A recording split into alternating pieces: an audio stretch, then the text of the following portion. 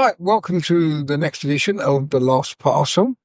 With me, my guest today is Mr. Andrew Center. Andrew has been very successful in running his own business over in the good old USA. We first met as friends, 67 years ago, something like that. I moved into a housing estate called Vaults Crescent when I was about 5.5 years old, and Andrew was living on that estate, and was always the practice then. When you met, you had to fight each other. But that was the story, wasn't it, Andrew? Yeah, he tried to join my gang because I was one of the original Vaults Crescent people. I was leader of the gang. Yes. And this man tried to muscle his way in. Yes. So we made him fight the biggest man there, Harry. Harry Frankly. Mm-hmm. And that was it. So that's how we met. And we really never really got on that well as kids. And we used to play a lot of football. We had this big green in the middle of our crescent. And we all used to go and play football there in the summer holidays and things. And Andrew was really good at football. In fact, he played for the county. In fact, I'm surprised he didn't play for Chelsea. He was there enough time. I thought he might be playing for Chelsea. But he had a great way of making sure his team always won. If we were looking up, we were going to win, he always provided the ball, so he used to take the ball and go home. So he could never lose. How long have we been friends? Yes, probably. We got into being pretty close friends from being about 15 or 16, I was saying, wouldn't you? Yeah, we got to know each other when we used to take the train to Waterloo. Every day we'd walk from Vaults Crescent to Walton Station and get on the train and go to Waterloo every day. And why did we walk along the carriages? What were we doing walking along the carriages? Looking for girls' knees. Because in those days it was 1960-something, Yeah. like 68 or 69, and everybody wore miniskirts. Yep. So we used to see if we could sit opposite the most prettiest girls, didn't we? With the shortest skirts. So we both smoked. So we had to get Smoked. smoke-free on no smoking. Yeah, so we, by choice, would have sat in the smoking. But if the prettier girls were sitting in the non-smoking, we'd go to non-smoking. We both did exceptionally well at school. I think I got expelled about a year before Andrew. Yeah. And Andrew then followed me and expelled himself. Mm-hmm. That wasn't a handicap because we still got reasonable jobs in central London. And as we say, we used to meet, go up on the train every day.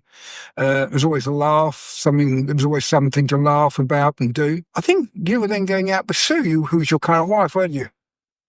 Well, I was at 16 years old. Yeah, I was in the A stream at school. Yes. And then I was in an all-boys school. Then they changed to comprehensive. And we joined in my 5th year. We joined a girls' school into Rydens, which is a comprehensive school, mixed school. And that was the end of me because I couldn't cope with all the girls around me. He got too much attention. He just couldn't cope. So he ended up getting expelled. Yeah, that was it. And then I think your job then up in central London, I was working for Barrick, wasn't I? Mm-hmm. You were working for Panalpina. All right. Yeah. So that's how, and then we started then going out of evenings and weekends later on because Andrew's wife, Sue, became his girlfriend. We used to go to Galleon, didn't we, in other places. And I was going out with my current wife, Jane, and we used to go out to Folsom. And we used to go everywhere. We're Stevenage, Croydon, Locarno. Croydon, yeah. Reading, yeah. We used to go Woking. We ain't all of them. They got thrown out of all of them. Yeah, got thrown out of most of the best places. Then we used to go out every evening. We'd come to their house. They had a little baby. Yes. They didn't go out, so we would go there and we would play Monopoly. Yeah. And we would play it for 4 hours because he would not stop until he won. Exactly. And he would have to buy 4 houses, then get a hotel, where most people just go straight to a hotel. No way. And put it on the board. Yeah. But no, Louis insisted on 4 houses, then you get your hotel. Yeah. So it was 4 hours. And then occasionally... Excruciating. Yeah, then occasionally we'd leave them saying, just going to pop out for another bottle of pomade. Yeah. We'd go out for we just got to pop out and get the bottle of wine for the women. Yeah. And 4 hours later, we'd come back after being in the pub. But they got on very well, so that was fine. So we were all right there. Now, it's funny, friends, you don't really have many real friends in life. As I say, I count Andrew as my truly best friend, and then we sort of grew up together. He's always been, when we were, as he said, when we had children, he didn't have any children. And when we had little Lou and Nathan, we'd sometimes go on holiday together, wouldn't we? Mm-hmm. And Andrew was always very fair and always really paid a bit more than he should have done. and helped us out. But the big story was as well, a little later, he was the best man at my wedding, and I was the best man at his wedding. And when I first started in my career business, Andrew used to do the accounts, and Sue, his wife, used to do the bookkeeping, didn't she? Yeah. So they used to do all the bookkeeping. So when you went off to America, I was left with no bookkeeper or accountant. And that was an interesting story. Andrew lived in Camberley, didn't you, at the time? Mm-hmm. Very near Broadmoor. Yeah, very near Broadmoor, where Mr. Brady lived, 28 Brady. So he lived there. You took a job with ASG, a Swedish company, wasn't it? ASG, yeah. Yeah, so do you want to explain what the deal was for you to go out to the States? I was an accountant, and I worked for an international freight forwarder at Heathrow Airport. And then they bought a company in America that was a pile of crap. So they sent me over to America to try and sort it out. Boston, wasn't it? Yeah. It started off in Boston. And then after I was there 4 years, helping it out, making the company profitable again. Then they brought in a manager over me. He just spent money that I just worked hard to save. So I left that company and started my own company down in Atlanta. And for 36 years, I run that company. And we never lost money in any year. So we were very successful doing the same thing. Air freight, shipping. Yeah. It's worked out since. Then I sold the company 4 years ago, and here I am. We're still friends. Yes, there we go. I'm more friends than actually Richard, and he sold his business for loads of money, so I had to keep very close to him. Part of his business, though, was shipping, because you came over here to Silverstone, didn't you, and stuff? Yeah, I used to explain that for race cars. Yeah. For Porsche, Ferrari, Audi, BMW, and I sort of specialised in that. I got in there by pure luck. Wasn't skill, it was just pure luck. And I made that work for me. And now we're in the film business. We do a lot of work for Marvel, Disney, because they moved into where I live now in Fayetteville, Georgia. It became a Pinewood Studio offshoot, and now it's changed. So it's now a big business. And luckily we got in it. Again, purely by luck. The man who runs it in Los Angeles used to work for me in ASG. Little did I know, he was a Peruvian that worked in a warehouse, and he just moved to somewhere. How he got into the film business, and now he's top man, moving the films around. Only in America. Really, see, you're a warehouse man and you end up running a company. Yeah. So that's great, the opportunities. Yes. Yeah, so, and the first Christmas he was in Boston, you rented a house, didn't you? A really old colonial one. And we flew out with the 4 kids on Christmas Day. Yeah. Didn't we? Yeah. And we came and had our Christmas dinner in your new house in Boston. We had it about 4 or 5 o'clock in the evening. So that was our first Christmas dinner. And I would say probably every other year or whatever, I've been out to the States. In fact, I'm just trying to think, when did we go to California? That must have been the following year. Yeah. Yeah, we had our first big holiday with all the children. We flew into San Francisco and met you at the airport, got a hire car. Andrew had all the itinerary, and Sue knew exactly where we were going. I had to follow him to find out where we were staying in a hotel. And he shot off, jumped a light or something. I struggled to keep up and got into some interaction with a load of people in a car, as usual. And eventually we've reconnected. But one of the kids said to me in latter life, "Why were you so worried about losing him? Why didn't you just ring it?" And I said, "Well, unfortunately, there were no mobile phones in those days." No. And I didn't know where we were staying. So if we hadn't caught up with you, we would have had no idea. That was good because we went to Alcatraz, didn't we? And we did where did we go? We went to San Francisco, then down to Los Angeles, and we went to Disney at Anaheim, did we, I think? Yep. And we went to Santa Barbara. Yep. Santa Barbara Inn. Yeah. Now that was a good best result. Andrew squeezed his 3 children and his wife into 1 bedroom. I had 2 because there was more of us, 4. It was a nice place, wasn't it, at Santa Barbara Inn? Yeah. And the very best thing about it was he squeezed all into that 1 room, and I think his bill was about $800 for it. I don't know how many nights it was, I can't remember. But in those days, it was a credit card, and they had these machines that used to go over it like this, click, click, and take an impression, didn't they? And when I got home, I got the bill. They'd missed $1,000 off. And Yeah. my bill was only $700. Just it was cheaper than yours. Yeah, it didn't happen to me. No. And then we went on down to La Jolla, Mhm. and then we went to the Zoo of San Diego. Was it? Yeah. Yeah. So we went over the border into Mexico. We just drove there. I mean, how times have changed. Went to a place called Tijuana, had a look around in Mexico, and then driving back with 3 of the kids in the car and my wife. Mhm. And they said, "Well, can we see your passports, please?" We saw them in the hotel room in San Diego or wherever. They said, "How are they? Where are you from?" "Oh, we're from England. We're on holiday." "Oh, okay, off you go." Mhm. Imagine trying to do that today. Cross the border between Mexico and the USA with no passport. Oh, millions do it. Yeah, but they're slightly different. Family traditions. We've always holidayed, haven't we? We've holidayed a lot. We've done a lot of cruises together. On the 50th, we went off to Alaska. Yeah, we've always stayed friends. Yeah, and we've always done... What's the last cruise we went on? Was it Galapagos or what? Well, Alaska, bro.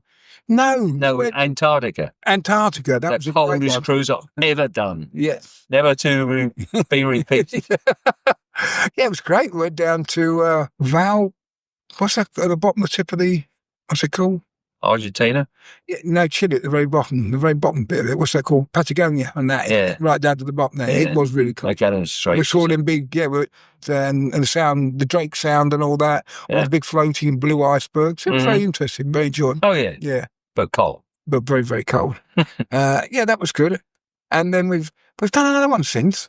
Not there, because I'm trying to think where it was, but we've done quite a few holidays together. And we once went with the girls off to Hawaii, didn't we? We stayed in a condo on, that was lovely, Maui. Yeah. Kahini Sands, it was called, wasn't it? Mm-hmm. And we could hear them. Grilling. You did, and you did well. And when you lay in bed at night, you could hear the waves crashing on the... you were that close to the beach. And there was no one on the beach, was there? No. You could look for miles and you had the beach to yourself. Brilliant. Really enjoyed Hawaii.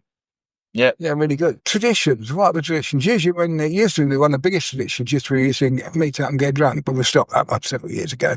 Right, funny stories, Andrew. You've got a good one to say, haven't you? Yeah, we went out one weekend. And it was New Year's Eve, as families. New Year's Eve. And we went to a steakhouse and we left the women at the table and the men, we moved over to the bar and we ended up walking in on this wedding and we were attacked by this bride. And people wanted to know who we were. And we've made up names and walked around the wedding, trying to get free drinks. That was good. Yeah. I think your wife was pregnant and she came in and she didn't like it. She was crying. Someone got slapped and all. But it's a very funny story afterwards, wasn't it? We laughed about it for years. I don't think she ever did. Traditions and families. Well, Andrew's got 3 daughters. Melissa, who's the oldest, she's a teacher. Yeah. She's got 2 daughters now. And they both do very well, aren't they, educational-wise? In fact, is it Annalie who's got up a year, graduated a year earlier than she should have done? Yeah. Yeah. Her eldest.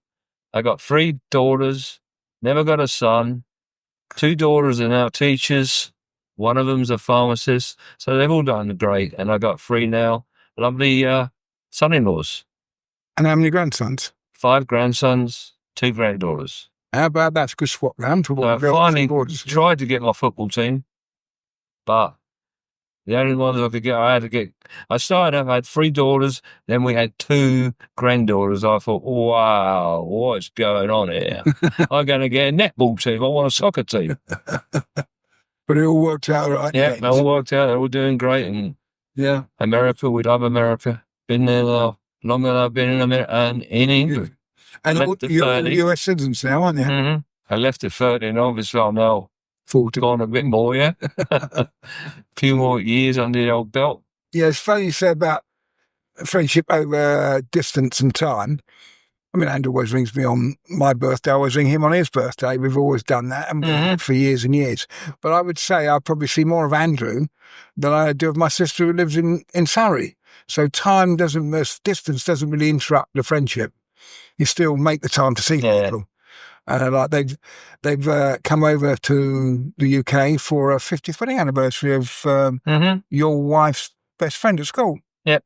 And they've then taken a drive up to the Midlands to see us. And then you'll be driving back down to see your family, isn't it? Who are you seeing when you get back down? And the wife's family. Yeah. So they'll be seeing those. And then you fly back out Heathrow. How many days have you been in the UK for? 10 days. It's 10 days. Yeah, I thought we'd be about 10 Plenty. days. Yeah, plenty. And what do you miss most about England? I know already. Pubs. Fish and chips and pubs. And Stilton. Oh, and still. Yeah, it's got some Stilton, actually. I must get some Stilton tonight. Steak and kidney pie. Yeah. Shepherd's pie. Yeah, lovely. When you first went to America, when you were in Boston, we couldn't get a decent beer, could you? No, but No. that was It it. was horrible, or Coors or stuff. They now have quite a few artisan beers. And you used to brew your own, didn't you? Yeah. So you took to brewing your own because you couldn't get any good beer. So when he came back, he used to top up on pedigree bitters, and he loved it. In fact, yesterday, he drank plenty. Yeah, he likes to drink all the bitters, don't you? You don't get that. You get these little breweries, which are good, but it's not quite the same as you say, the pedigrees and all the other good bitters we have here. So the plan is when we finish here, we're going to go down to the Cock Inn in Wishaw and have a few more pints, aren't we? That's the plan anyway. And we had a very unfortunate incident. How long ago was that when you were in Hong Kong? 10 years. Yeah, 10 years ago. He was used to normally travel in his industry, obviously, shipping cars from around the globe and doing other things that you did. Because you also had that... I would also always travel on my own. Always when you're on. With my own agenda. I do what I want to do. I get on the flight where I want to get on the flight. I go to restaurants I want to go to. But this time, for some reason, fate made me take somebody with me. And then we went to Hong Kong for seminars. And then at the end of that, we left to come home, and we had to go to Hong Kong airport to fly to Seoul, to fly back to Atlanta. At Hong Kong airport, I was feeling fine, but apparently while we were waiting, because we were early, I had an aneurysm. So I collapsed at the waiting area, and the person who was with me, who was from ex-US Army, did the CPR. He said he did anyway. He did the CPR on me, and luckily for me, there's a hospital right next to the airport. So they rushed me into the hospital, and then they performed whatever they do with aneurysm, put a stent in. But apparently in China, maybe it's same states, in China you cannot go into the skull without a family member approving it. Really? So he wouldn't approve it. So that's why it's on top of the skull rather than inside the skull. Yeah, because what you have is a tube on the top of the skull that lets any fluids drain off into your bladder, correct? Yep. But what happened? How long were you before you getting on the plane? Half an hour, an hour? Yeah. An hour. I think it was an hour. I was ready to go and get a drink. Yeah, so we'd got on the plane. That'd have been it, wouldn't it? And how long were you unconscious for? I was in a coma for 2 weeks. Yeah. Then I spent 2 months in a wheelchair. In Hong Kong? No. Then they eventually got me back. You were in Hong Kong longer than 2 weeks because the family all flew out to see you. Yeah, 4 weeks, I think, in Hong Kong. Yeah, well, I got caught. 2 weeks in coma, 2 weeks recovering. Then eventually the people in America convinced them to let me come home. So I came home and then went into rehab because I lost all my left side. I couldn't walk. And eventually the people in America got me walking again. That was the Shepherd Centre in Atlanta, wasn't it? So you were going there every day? Emory University Hospital. Was it? And I remember that your daughters went out to spend a week with you at a time, didn't they? So I got a call in the middle of the night saying, you won't believe this, and you feel so hopeless because Hong Kong's up around the corner from us either. Yeah, it was just fate. What can you do? And I said, well, what do you want us to do? But there's nothing we could do. You're unconscious anyway. It's just fate, luck of the draw. And obviously, as we said, it wasn't your time, was it? And you got that he didn't want me at the dinner table. No, he thought he'd too much trouble. Too much of a leave him down there. Leave him down there. Too much of a nuisance. Peter, don't let him in. So, like, we supported Sue on the phone and whatever else we could do. I did ask if she wanted me to go to Hong Kong, but she didn't. She said there's no point. So, did you get a special flight back, or you didn't come in an ordinary commercial flight, or what happened? No, we came back first class on Delta. Did you? And all I remember is going up and down the seat as we're landing, putting the seat up, putting it down. I didn't know what I was doing. Did you not? No, because they wouldn't give me any drink. I wanted champagne. They wouldn't do it. That's because you're on medication, I suspect. I wanted this glass of champagne, but the stewardess wouldn't do it. No, so you can't have it. You have water. So we're probably due to hook up for another cruise at some stage, aren't we? Which is something that we'll do. So we'll do that. It's quite easy because, I mean, you don't like to fly that now, do you? Really, if you can avoid it when you take a cruise, would you still do it? You still do it because you go and fly, still stay, yeah. So, but not long distance. No. 8 hours is my max now. I'm going to do 8-hour hops. Yes. So where's your next cruise? You're going to Reykjavik. That's not your next one, is it? No, next one I'm taking the family to the Caribbean. Yeah. Then after that is Iceland and Greenland. Yeah. Then after that is, as you can see, my wife likes cruising. I let her to it. It's easy that way. I just hand in the wallet and credit card and go wherever she takes me. I can't count how many times you've taken all your kids on cruises and your grandchildren. God, what, 5 or 10? Mm-hmm. Yeah. There's always been a very generous man. Mm-hmm. That's why I'm trying to skim some more money out to help poor old XTP get by. Yeah. Yeah. We're going to get the begging bowl out before he goes. So there's nothing like having true friends and staying in touch all this time. And it's delightful. I know we know we're all each other's families. He met all my kids yesterday, didn't you? Yeah.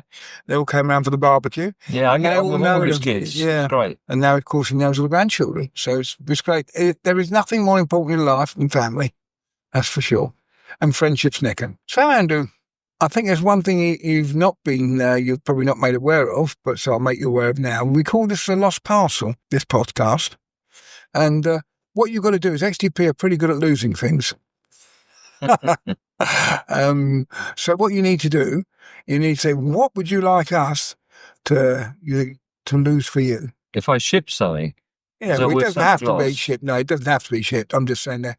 Would you someone has asked to lose their pancreas, somebody else has asked to lose something else, you might say, I want to lose that shunt in my head. You might not. You might say, I want to lose my golf clubs. No, I'd like to lose my belly fat. How about that? You can have that. Ah, right. Well, I don't think you're going to be able to lose that because we're going down the pub next and you're going to have a couple of pints of beer. Right, add it back again, yeah. That's like my weight loss. I'll lose some and I'll put it back on immediately. Well, you were always a bit of a gym bunny, weren't you? Always down the gym. How many times did you go? I used to go to the sauna and sweat it out, and I'd go immediately to the pub, drink 2 pints, put all that fluid back in. Did that all the time in England. In England, yeah. But when you're in the States, and Atlanta particularly, you did the gym, 3 or 4 times a week? Mm-hmm.